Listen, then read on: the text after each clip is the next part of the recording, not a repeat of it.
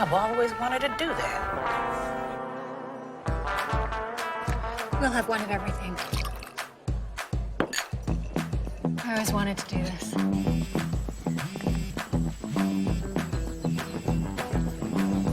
I've always wanted to do that.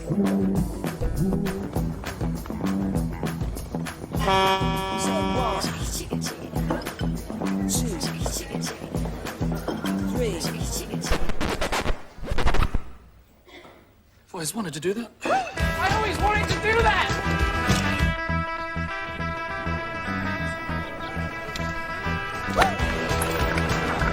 I always wanted to do that.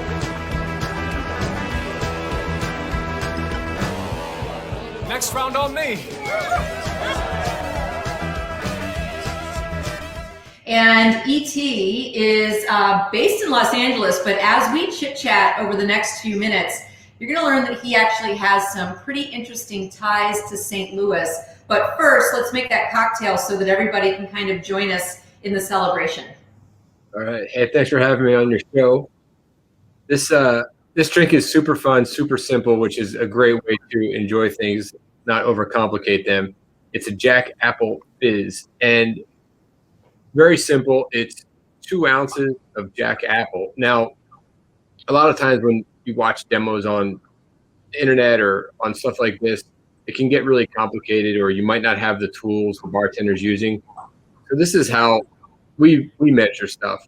However, in your kitchen, I'm sure there's a tablespoon somewhere, and a tablespoon's a ½ ounce. So if this is 2 ounces, there's 4 tablespoons, and you have your Jack Apple.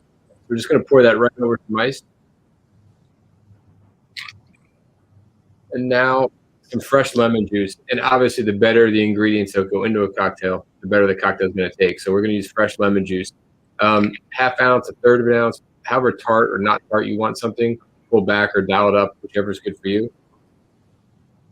And then we're just going to top it with some soda water. So whatever brand you love that's bubbly, or make it yourself at home.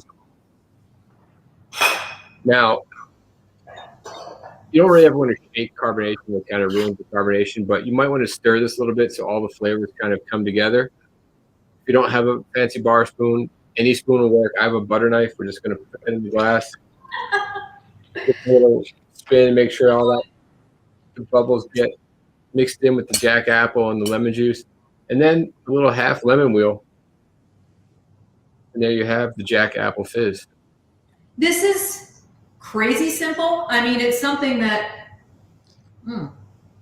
almost everybody has a lemon hiding out somewhere in their fridge. They have ice, obviously. And, you know, if you just have some sparkling water on hand, I mean, the flavor of the lemon and the flavor of the apple, when I read the recipe for the cocktail, I was like, okay, this is like really, really simple. Could it really be that tasty? And it's delicious. Well, remember, the Jack Apple starts as Jack Daniels. So all the flavors we use at Jack Daniels start with Old Number 7. And then we create this proprietary, really liqueur. So an apple liqueur for Jack Apple, which has real apple juice, real apples in it. Granny Smith, the predominant ones, to get that crisp green apple flavor. And so there are a lot of flavors inherent in Jack. So it's not just one flavor apple. You have the Jack flavors with the apple, with the lemon juice, and then the soda water to kind of tie the whole room together. Awesome. So let's talk a little bit about the history of Jack Daniels. And one of the things when we were getting to know each other before the event started, I was saying that as part of my bread pudding, you know, I soak these raisins, and I was able to use, luckily I had some left. I almost finished this bottle, but I saved it and, you know, used it for the raisins. But it's Tennessee whiskey rather than bourbon. And we were kind of talking about that. So kind of explain the similarities, the difference, what that means. Yeah, so it's a good question because it is confusing. But Tennessee whiskey legally can be called bourbon.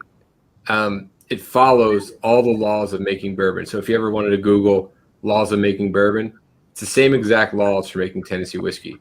The only production difference between Tennessee whiskey and bourbon is a process called charcoal mellowing. And it's rectifying basically purifying. It's been around for thousands of years. And Jack was taught how to make whiskey from a guy named Nearest Green. And he had gotten the idea for charcoal mellowing passed down to him generation to generation. And then he taught Jack. And after Prohibition, the U.S. government reached out to Jack's nephew, who was running the distillery after Prohibition. And basically the U.S. government said, you have to call your whiskey bourbon. That's what it is. And Jack's nephew wrote back, said, no, it's Tennessee whiskey. And forth. And finally, they sent samples of Jack Daniels right off the still, which at that point, if you put it in the barrel, would be bourbon. And then Jack Daniels after it goes through the charcoal. And the government wrote back and said, hey, it's different enough. You can call it Tennessee whiskey. And to really take the confusion out of charcoal mellowing, think about a water filter. So if you have a Brita filter in your fridge, that's a charcoal filter. So you take tap water, run it through charcoal, and it pulls out impurities. It pulls out some minerals that you don't want in that water. And charcoal kind of does the same thing for whiskey. It pulls out some of the heavy corn, because Jack is 80% corn. So some of the oils, some of the fatty acids. And to really, really simplify it, it adds nothing, no color, no flavor. It just pulls out. And what does that mean? How does that help? By toning down some of those corn oils and aromas and grainy finish, it allows other flavors to shine, like the vanillas and the caramels and a little banana note you get. Now think about a Snickers bar, right? If you take a Snickers bar and all you do is take the peanuts out, you have a Milky Way. Tastes completely different than a Snickers bar. Most of the same ingredients. So that's kind of like how mellowing pulls some flavors out, lets other flavors shine. Interesting. And so tell us a little bit about the St. Louis connection with Jack Daniels. And we do also have, I don't mean to interrupt you, E.T., but all the folks kind of watching at home, there is a chat below. And in our other events, we've kind of saved the chat to the end where we could do a live Q&A. And because we are kind of like splitting this up into 3 segments, please feel free to jump in with any questions. We already have one about warm cocktails that I'm going to pose to ET in just a second. But don't be shy. Toss in any questions that you have for ET, the guys from Kendrick's, for me. So anyway, just a heads up on that. So ET, if you could kind of give us a sense of the St. Louis connection to Sure. Jack. Yeah, there's really 2 links to Jack in St. Louis. The first one, when Jack was alive, he was successful, but Jack Daniels is not the Jack Daniels of today back in Jack's day. He sold very locally. It wasn't widely known brand at all. And one of his nephews told him about the St. Louis World's Fair, and they were having a whiskey contest, and they were going to judge whiskeys. And one day Jack just got on his horse and said, I'll be back soon.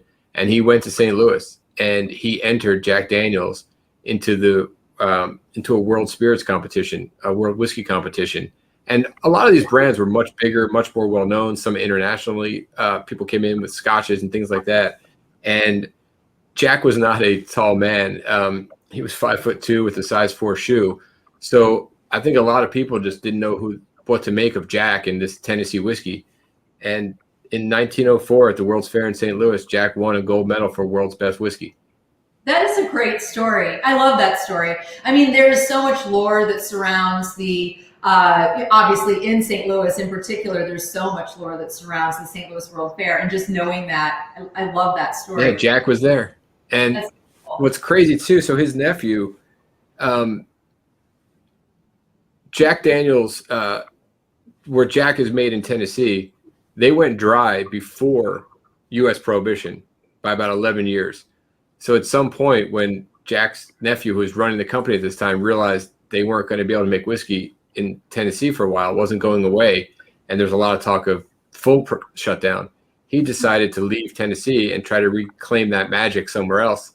And he picked St. Louis because I think of so he left with some of the distillery employees to try to set up shop. I don't believe Jack Daniels Old Number 7 was ever bottled and sold from St. Louis. They did make some stuff. And then, of course, the land, the air, everything was different. And a couple years later, the U.S. went dry. So it ended up being a it's a cool part of our history, but it didn't last long. That is very cool. And I love knowing that he was short. I think that there's something really charming about that, which might sound silly, but I think that that's great. You're like, Yeah, well, he was a unique guy in a billion ways. So he left home around 8 years old. He was one of 10 kids, and his dad remarried. Then he was one of 13 kids. Then his dad passed away, and Jack never really got along with his stepmom. So when he was 8, he left and went a few miles down the road, which is crazy talk now if you think about your 8-year-old.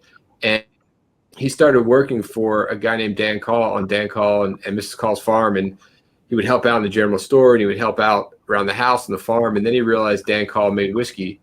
And that guy, Nearest Green, at the time was an enslaved man. Dan asked Nearest, who he thought was this great distiller, to teach Jack how to make whiskey. And then that started this great friendship between Jack and Nearest. And when emancipation happened and Nearest was a free man, and Jack soon after bought the still from Dan, he hired Nearest as his first master distiller at 13. Jack was 13 when he was running the still as a business on his own. So, the list goes on. His look, if you ever see a picture of Jack, that's not how people in distilleries dressed back then. Jack left town, came home in that long coat and his hat and his tie, and no one asked why, and that was his look. He went square bottle instead of round bottle. So kind of everything Jack did was a little bit different. It's unique. I love it. We only have a few minutes left, so I want to make sure that we get to some of the questions. We have a couple for you. One, and forgive me for leaning forward, I'm looking at my screen. So as I mentioned, it's essentially 0 degrees in St. Louis. You're in Los Angeles, so you're nice and warm. But I'm sure that you have some ideas for ways that we can make some warm cocktails with the Jack Daniels. So some guidance there? Yeah, for sure. So if we're going to stick to Jack Apple for 1 second, the easy one is hot apple cider. So since we have only a couple minutes, I would say find a great recipe online for apple cider, or buy a high quality apple cider, heat it up, throw in some Jack Apple, throw in a cinnamon stick, some nutmeg, whatever makes you happy, and that'll warm you up nice. Another great warm cocktail, it's Valentine's Day this weekend, right? So you can steal from my wife and I during the holidays. What we do is we make hot chocolate, and again, you can either make it instant or we make homemade.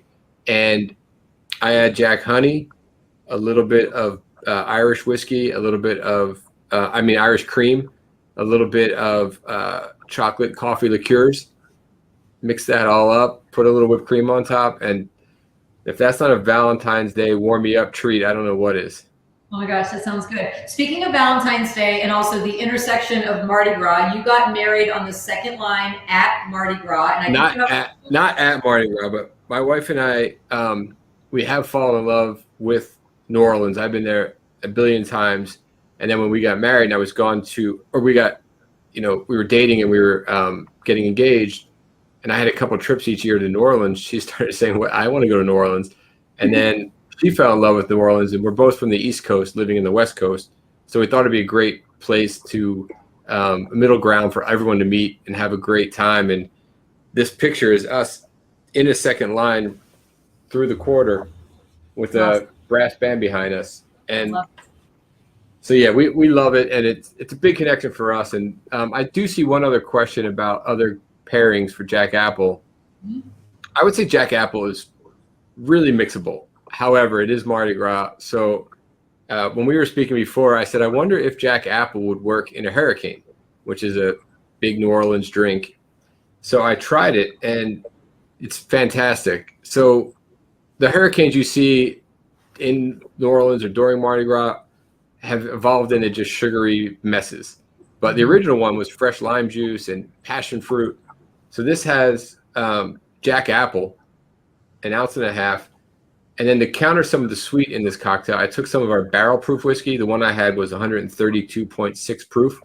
So mostly Jack Apple with a little bit of the barrel proof, some passion fruit puree, simple syrup, fresh lime juice, and then a splash of pineapple juice shaken. And this is one of the favorite hurricanes I've had. And then instead of a orange and cherry, I did a little apple wheel with apple fan with some little cherry on top. So, ET, before we let you go, because we're going to have to move on to our jambalaya demo from our friends from Kendrick's, the recipe that you just mentioned, would you be willing to send that our way so we could share it? Yeah, I'll put it in the do you want me to put it right in the comment feed? You can do that, but even if you want to you could just send it to me and Yeah, for sure. For sure. But we can also put it up on the site so anybody who heard that is going to be like, wait, I'm trying to jot down everything that you just said. Yeah. So it sounds it's a little bit easier on paper than what I just said. So I'm happy to send that to you. That's great. ET, thank you. Cheers to you. Cheers to you.